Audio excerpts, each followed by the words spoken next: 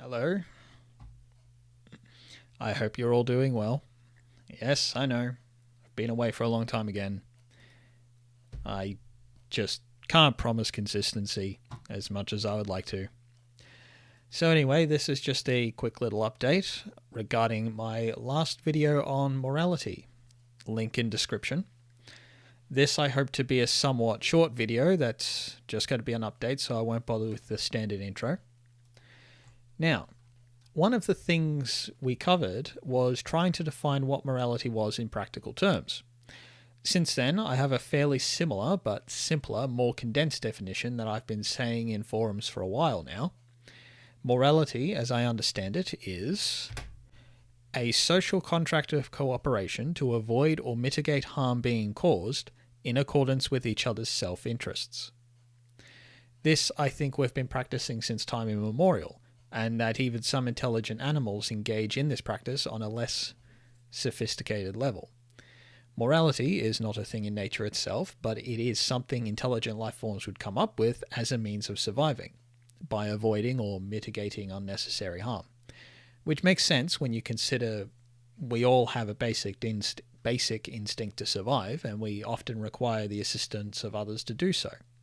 Now, further along in that video, we looked into my flowchart for morality. I have since updated that as well, and I'll show the most recent version here. I've tidied it up, corrected a typo, and most importantly, I've included a set of instructions on the right side.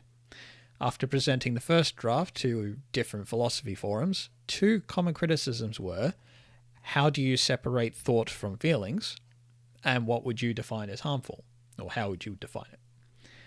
So the first criticism makes a sort of sense when you consider all feelings are technically thoughts. However, we do understand there is a difference between feeling an emotion and acting on it, compared with analysing a situation and making a decision. We also know we have the ability to deny acting on an emotion and take some time to think about a situation. This is commonly understood as think before you act. So I decided to make an instruction guide to clarify what I mean by separating thoughts from feelings, which included think before you act and to control your emotional response, which is important when you consider what I say in the first step there. You may be lacking important info prior to your involvement.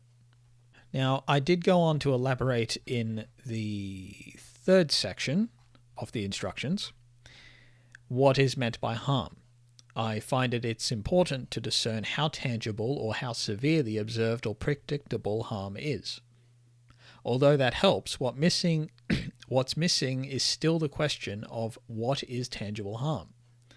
Now, I know most of us already have a basic understanding of this, but among the intellectually inclined, this can be a bit of a nitpick that's important to address. Now, I didn't entertain it for too long, however, because such nitpicks can be taken to a silly place. However, thinking about this myself, I realized that there wasn't a common understanding of what is and is not harmful. Nothing written down, at least. When I looked into it, all I could find was medical-based charts like pain scales and stress assessment tools, and a reference to John Stuart Mill. So, I presented a challenge to some forums to tell me on a scale of 1 to 10, what kinds of harm can you think of and where do they belong on the scale? I hardly got any responses, sad to say, but I didn't let that stop me. The more I thought about it, the more important it seemed to be. Like, some people think insults are very harmful and deserve severe punishment, whereas some people think violence is not so harmful if it's done to people they don't like. I'm sure you might see the problem there. If this is the kind of thinking people have, then how does that compare to other forms of harm they might or might not tolerate? Is their perception on the matter fair? Is it consistent? I also realized that what they were really talking about is the morality or acceptability of these harmful things. The word harm is interchangeable with words like painful, bad, immoral, or even unacceptable. So I decided what was needed was a common understanding of what is harmful and how it compares to other forms of harm that is strictly focused on the meaning of harm itself and not any other interchangeable concepts that would otherwise make it ambiguous.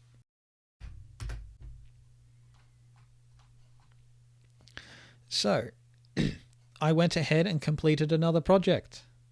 I present to you Wallace's Scale of Tangible Harm. Take the time to read this carefully. I know there's a lot of information to consider. You can feel free to pause at any moment, but I will explain how to understand this now. So once you've read the scale over, the idea is to compare different forms of harm against each other. From there you can accomplish two things. Firstly, you can have a balanced understanding of what forms of harm are tolerable compared to others. Secondly, you can help determine how harmful an event is, which in the context of my chart on morality I think would be especially helpful. I think these two references can go hand in hand to complement each other.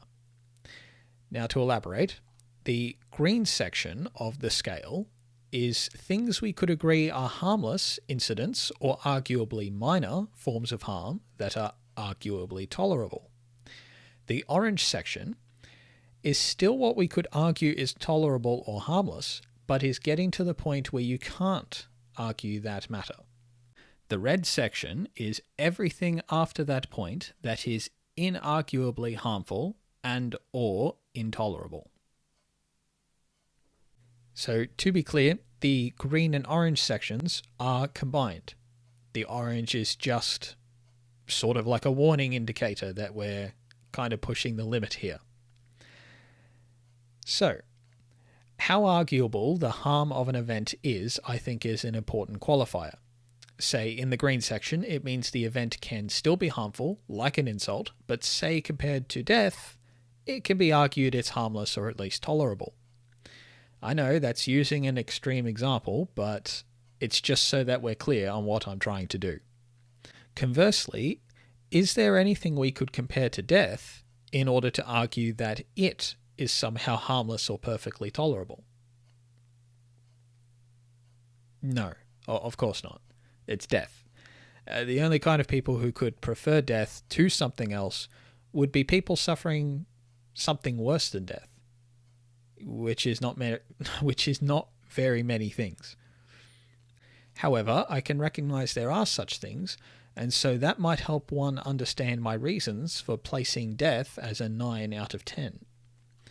Again, this is not to say death or insults are acceptable or unacceptable, or excusable or inexcusable. That, I think, is an entirely different discussion that heavily relies on context. But I hope you can see the point in this scale is to act as a reference and or a guideline to help do that important task of determining such things. So just one last little note. It's important to pay attention to the other instructions, especially the fine print at the bottom. This is just a guideline and is not limited to the examples I've provided. Anything you can think of that is harmful, that is not on this scale, can be included. All you have to do is find an example that is similar in effect to your example and place it there. Just be careful of which boundary you put it in, be that 1 to 4, 5 to 8, and 9 to 10.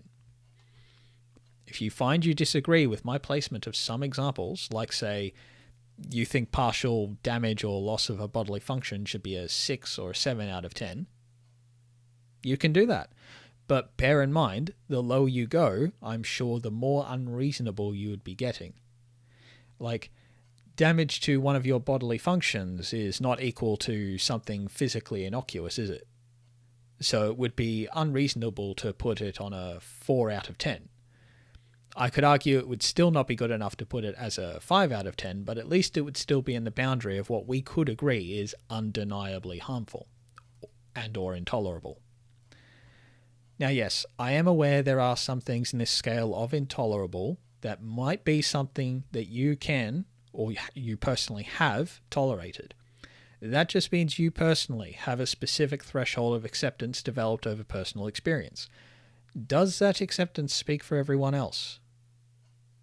Would it be fair for you to argue that just because you can tolerate damage to your body or even take pleasure in being harmed, that others must tolerate it as well? And again, yes, I know, there can be an argument for just because I can tolerate insults doesn't mean others should. However, that is where I would refer to this scale. Yes, it is arguable as to whether or not an insult is harmful, but how harmful and how tolerable is it compared to every other kind of harm? You'll see all I've done is taken our basic ability to recognize something that is bad and compare it to something that is worse, and then put that into a logically applicable guideline for reference and self-assessment. Anyway, I'll end the episode there. I am looking forward to your comments. At the moment, this channel is still a little small, but I am going to try a different kind of ad campaign to see if we can get more people here to engage in the conversation. Hello to you, if you're new here, even if you've just come here to disagree with me. It's all important information to consider. To paraphrase a very wise woman, we achieve definition in conflict. We find ourselves or we find ourselves lacking. I'll see you in the next episode.